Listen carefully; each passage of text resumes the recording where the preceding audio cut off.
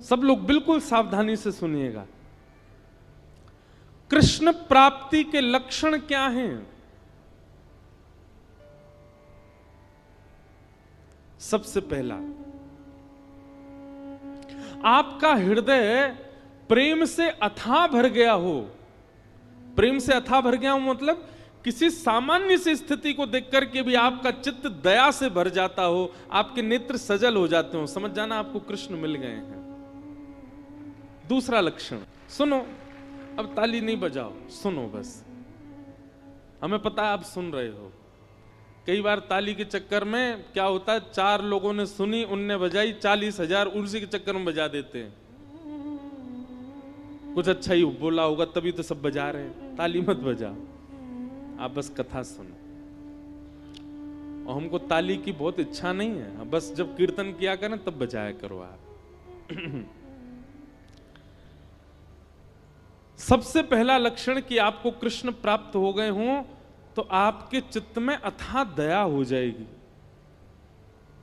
अरे सामान्य सी गैया विचरण कर रही है, उस सामान्य सी गैया को विचरण करते हुए आप सोचोगे अरे बेचारी कैसे घूम रही है, ये ऐसी भावना, सहज दया प्रकट होने लग जाए, समझ जो कृष्ण मिल गए।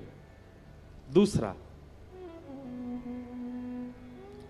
आपके चित्त में विकार उत्पन्न जल्दी नहीं होते हैं, सदैव शुद्ध भाव बने रहते हैं। जैसे कई लोग होते हैं उनके चित्त में बहुत जल्दी विकार आ जाते हैं। किसी के सुंदर रूप को देख लिया तो काम प्रकट हो जाता है, किसी के अति धन को देख लिया तो लोभ प्रकट हो जाता है, किसी की व्यंजनों को देख लिया तो उसके प्रति आसक्ति प्रकट हो जाती है, कहीं पर व्यसन वस्तु देख ली तो उसके प्रति भोग दृष्टि प्रकट हो जाती। समझ रहे ना बात को? पर आपकी स्थिति कैसी? आपके जल्दी जल्दी विकार उत्पन्न नहीं होते चित्त में। कोई कितना भी रूपवान आपके सामने आ जाए पर आप उसके रूप को देख करके ये विचार नहीं करते कि ये मेरा हो जाए, आप बल्कि उसके रूप को देख के ये विचार करते हो ये इतना सुंदर है तो इसको बनाने वाले ठाकुर जी कितने सुंदर होंगे, ये इतना रूपवान है। बेचारे आदत हो गई आपकी ताली बजाने की। मारी फिर रुक गए, अरे हमको तो बजानी नहीं थी। कोई बात नहीं, पर सुनो, ये हम लक्षण बता रहे हैं। ऐसे लक्षण बहुत कम लोगों में मिलेंगे आपको, पर जिनमें मिल जाए ना समझ जाना इनको कृष्ण मिल गए हैं। इनके चित्त में कृष्ण है, इनके साथ कृष्ण है, इसीलिए इनका स्वभाव व्यवहार ऐसा ही है। तीसरा लक्षण कृष्ण प्राप्ति का क्या है? कोई आपको बोल दे ऐसे ही मजाक में, बोले क्या भोपाल में गंगा जी बह रही हैं, तो आप उस पर विचार नहीं करोगे, आप मान ही जाओगे, अच्छा आ गई होंगी, पहले तो नहीं थी अब आ गई होंगी। इतना भोलापन चित्त में आ जाएगा, आप चतुराई भूल जाओगे, आप अत्यंत सहज हो जाओगे, अत्यंत भोले हो जाओगे, समझ जाओ कृष्ण मिल गए। कोई आपको कह देगा कि आज सूर्य चंद्र एक दूसरे के गले में गलवैयां डाल करके आकाश में बैठे हैं, तो आप मान लोगे इस बात को, आप उस पर चिंतन नहीं करोगे, अच्छा होगा ऐसा, समझ जाओ कृष्ण मिल गए।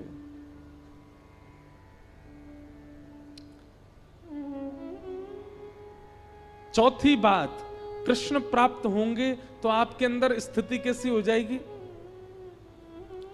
व्रत करना, नियम करना, जल्दी उठना, कथा सुनना, कीर्तन करना, साधन करना, इनको आप नियम की तरह नहीं करोगे, इनको आप सौभाग्य की तरह करोगे। ये मेरा सौभाग्य है। कोई आपसे रात्रि 11 बजे बोले कि कल सुबह 3 बजे उठना है, तो आप आना काने, अरे राम राम नींद पूरी नहीं होने दे रहे हैं मेरी, क्या करें, ये 3 बजे उठना है, तो आप उसके लिए इतने सौभाग्यशाली मानोगे अपना। अरे 3 बजे उठना है, ठीक है सुबह तो 3 बजे उठेंगे हम। कल आपको व्रत करना है, पूरे दिन कुछ खाना नहीं है, तो आप इससे विचलित नहीं होगे, आप और आनंदित हो जाओगे, अच्छा मुझे व्रत करना है। जैसे कई लोग एकादशी का नियम ले लेते हैं कि हमको एकादशी करनी है, तो जैसे एकादशी आने वाली 10वीं को इतना खा लेते हैं कि कल तो भूखा रहना है हमको। पर कृष्ण जिसके चित्त में आ जाते हैं ना, वो व्रत को नियम की तरह नहीं, सौभाग्य की तरह करता है, उत्सुकता की तरह करता है।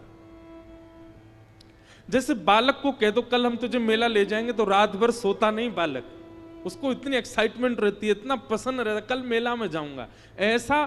ऐसी उत्सुकता व्रत के लिए, नियम के लिए, सेवा के लिए, कथा के लिए, कीर्तन के लिए, धाम गमन के लिए उत्पन्न हो जाए, समझो कृष्ण प्राप्त हो गए। और पांचवा लक्षण, रेलवे स्टेशन हो, एयरपोर्ट हो, बस स्टैंड हो, पब्लिक प्लेस हो, मॉल हो, कहीं भी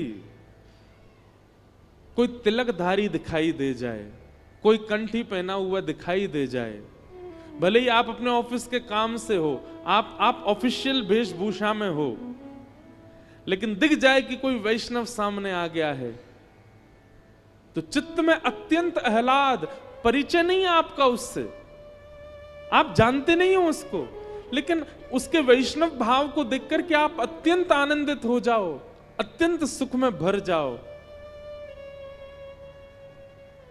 और आपका मन हो कि मैं जाके इसको प्रणाम करके आऊं, समझ जाओ आपको कृष्ण मिल गए।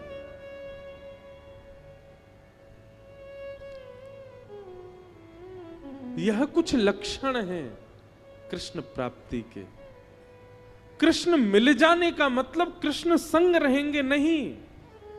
मीराबाई अकेली विचरण करती थी, पर उनके हर पद में यही है, मेरे तो गिरधर गोपाल, मीरा के प्रभु गिरधर नागर।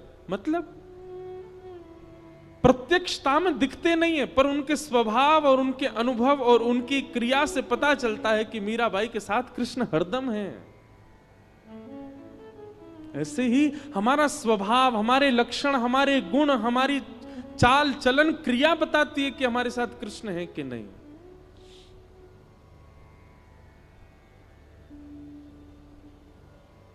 इसलिए भैया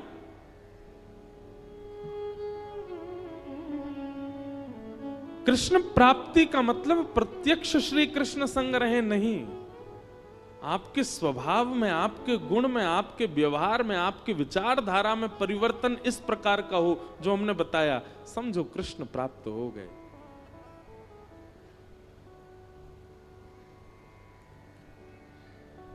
और कृष्ण प्राप्ति की प्रथम सीढ़ी क्या है?